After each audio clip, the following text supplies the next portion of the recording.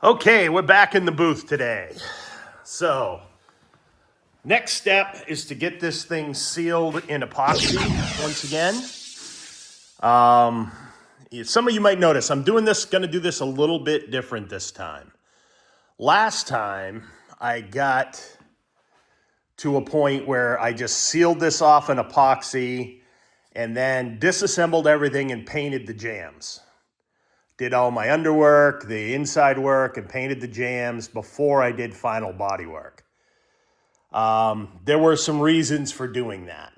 But this time, I learned that wasn't the best approach because I struggled to maintain good tape lines and soft lines between the jams and the exterior body.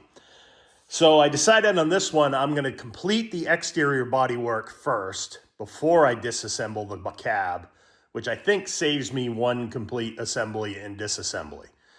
So I am going to complete the exterior body work and then disassemble, do all my underside coatings, inside coatings, jams, all of that, and then reassemble so that basically I'm going directly from painting the jams to painting the outside and no other chemistries in between.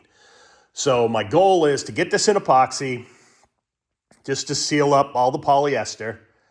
Then I use a 2K urethane high build primer. I use urethane for a specific reason. You can do it with more polyester like feather fill or something like that, but I like the polyurethane high build simply because it's not susceptible to moisture after the fact. And if it sits for any period of time, I don't want to be worrying about moisture absorbing into the polyester, which it will do. So I am going to do a coat of thick coat, probably 4 coats of high build polyurethane. Then I'm going to block sand it, then hit it with more polyurethane primer, block sand it a final time, and then DA it, and we'll go over all those steps. And then right before I'm done, I will seal all of that in one base layer of epoxy that will be my base coat. Or a seal coat. So that's kind of where I'm at right now. So my next step is I got to get this up in the air. I'm going to wipe it all down with surface wash, Summit surface wash. Then I'll hit it with epoxy, and I'll take you through those steps and show you what I'm using. Okay, so our first application, we're going to be using the Summit white epoxy, the DTM epoxy. I use this a lot. I've been using it for a few years now. I'm very happy with it. It's great for a seal coat. It's great for, sealing metal. Haven't really run into any issues with it. It sticks good. It sands nice. It doesn't load up sandpaper if you do get into it. It's a good product.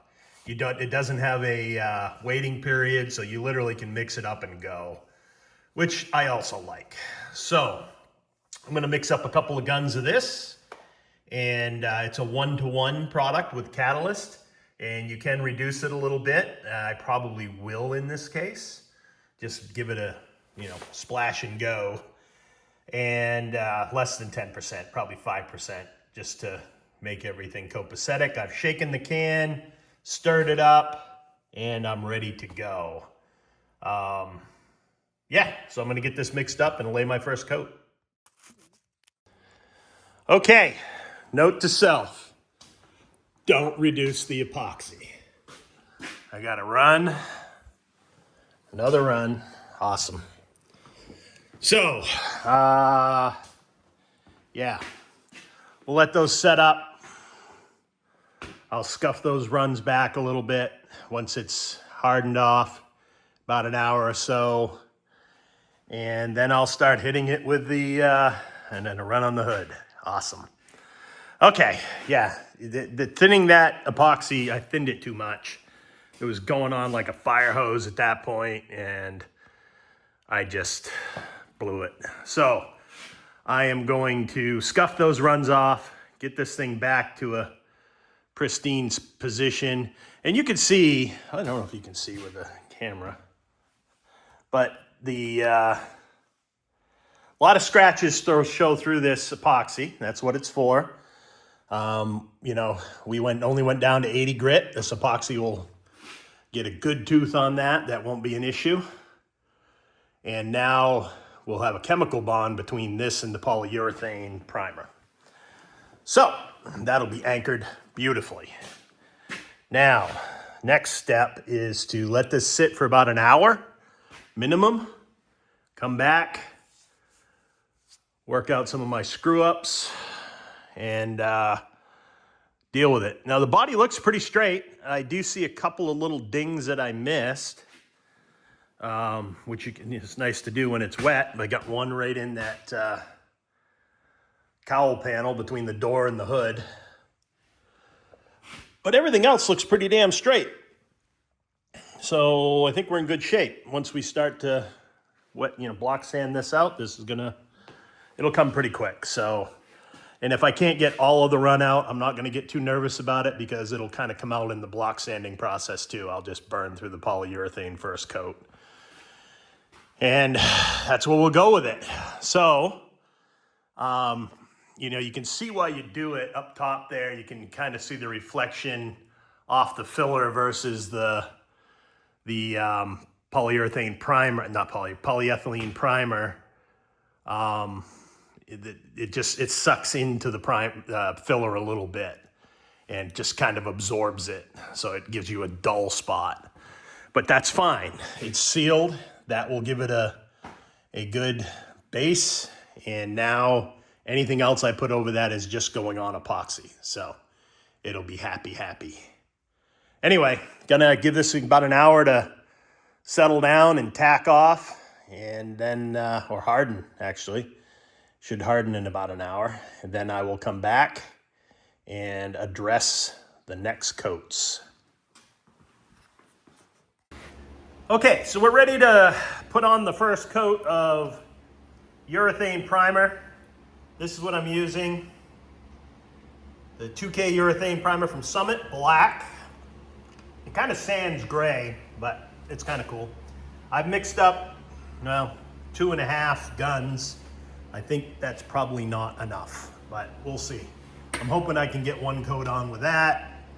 Then I'll come back and hit it, make another one and work through this gallon. I think this gallon will probably get me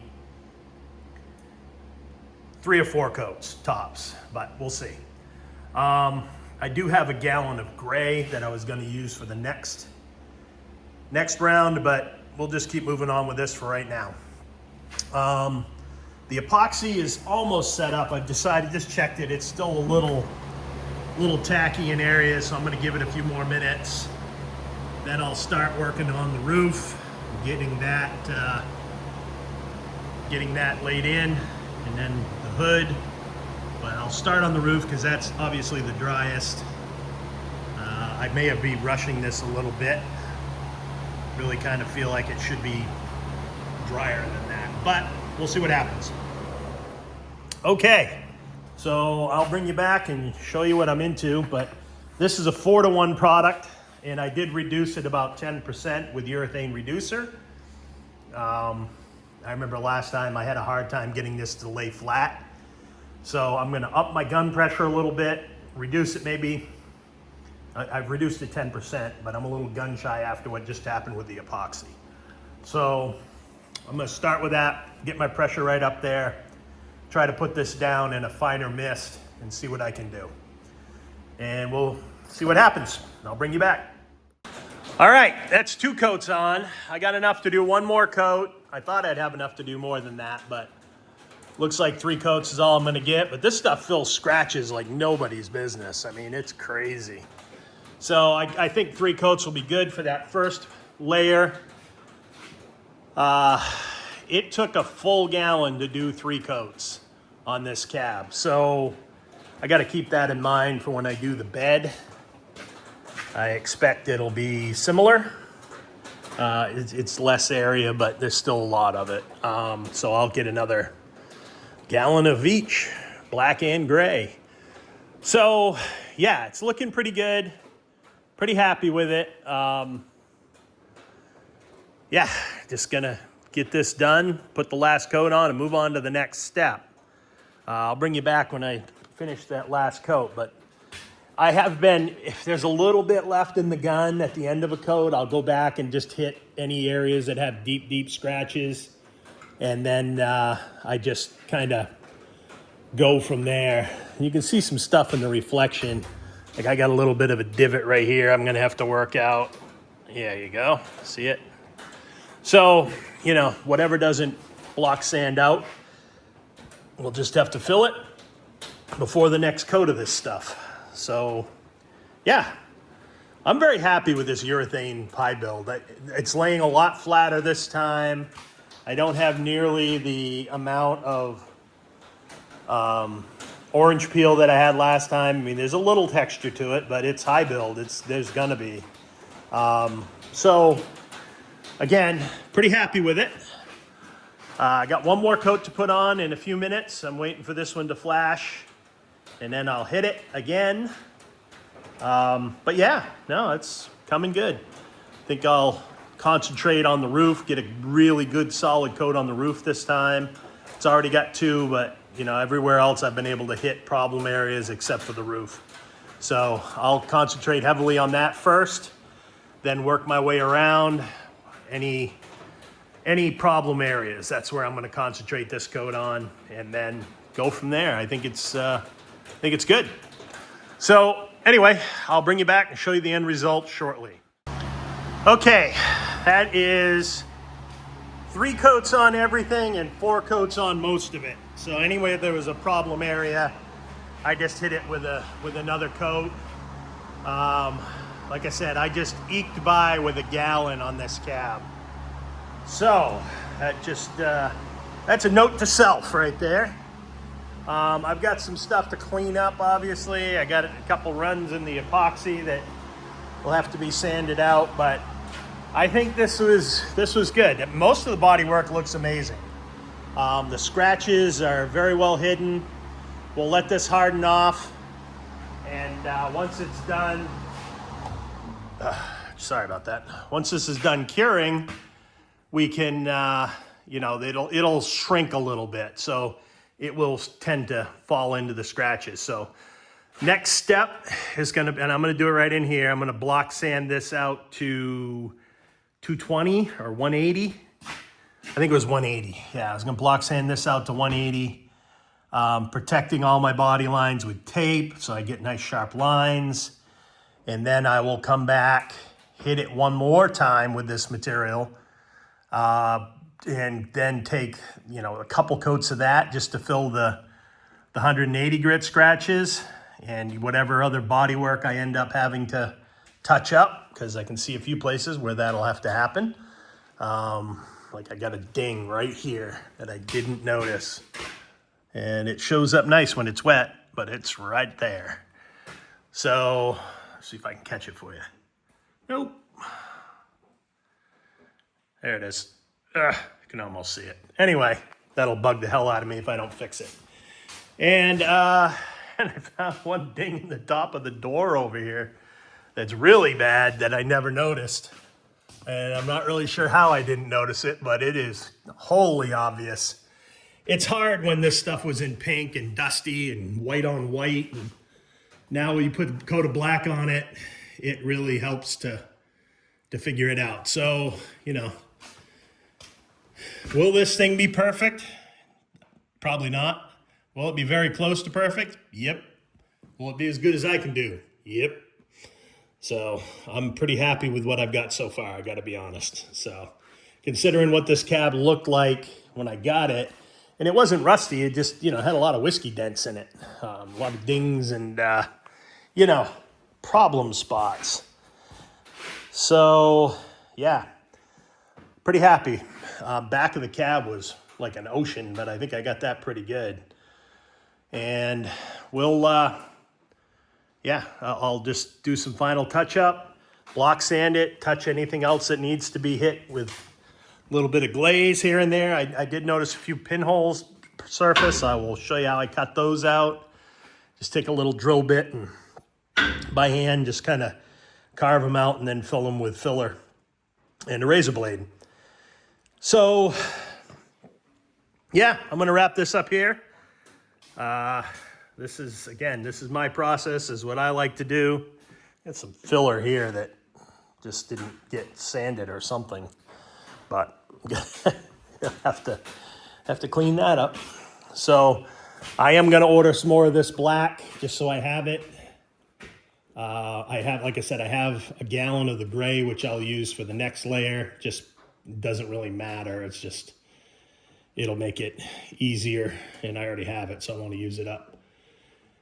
And then, yeah, we'll get everything ready, and I will put this, once all the bodywork's done on this cab, I will put it in epoxy as a seal coat and then disassemble it to do the jams. That way, when I'm doing the jams, all the color is being done and I don't have any more primer or bodywork to do after I do the jams. That's my goal here.